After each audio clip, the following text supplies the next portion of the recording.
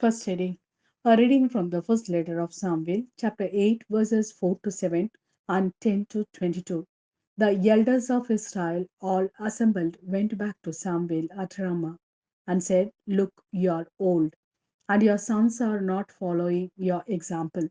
So give us a king to judge us, like the other nations." Samuel threw that it was wrong of them to say, "Let us have a king to judge us." So he prayed to Yahweh.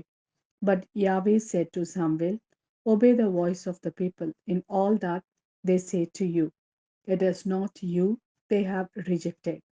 Everything that Yahweh had said, Samuel then repeated to the people who were asking him for a king. He said, "This is what the king who is to reign over you will do.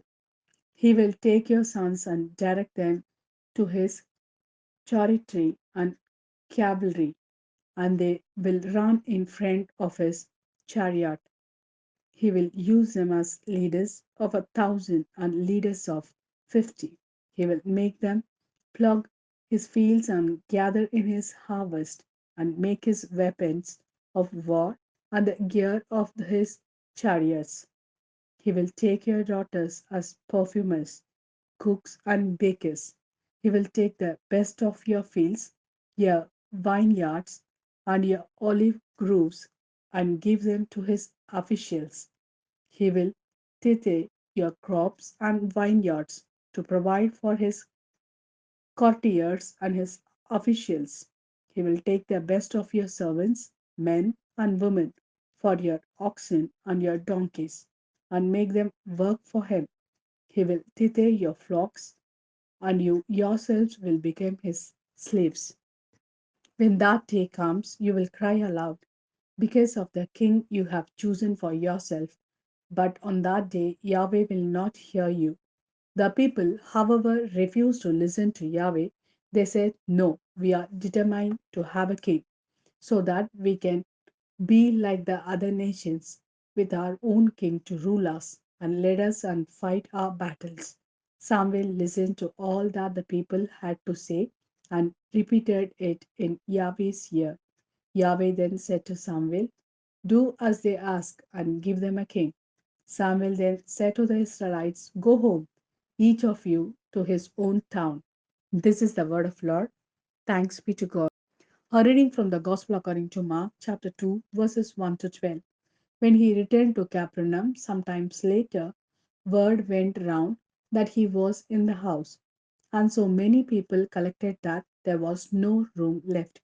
Even in front of the door, he was preaching the word to them, when some people came bringing him a paralytic carried by 4 men.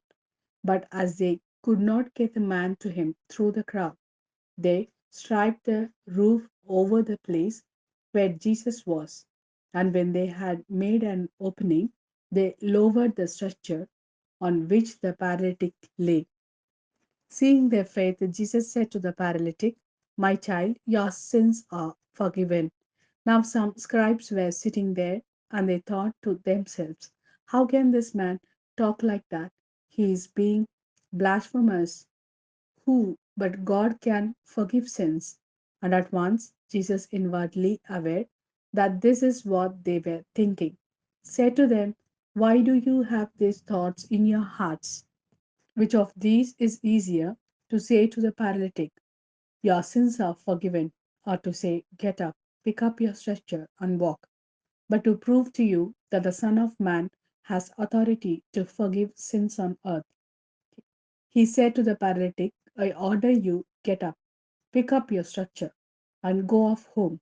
The man got up and at once picked up his stretcher and walked out in front of everyone, so that they were all astonished and praised God, saying, "We have never seen anything like this."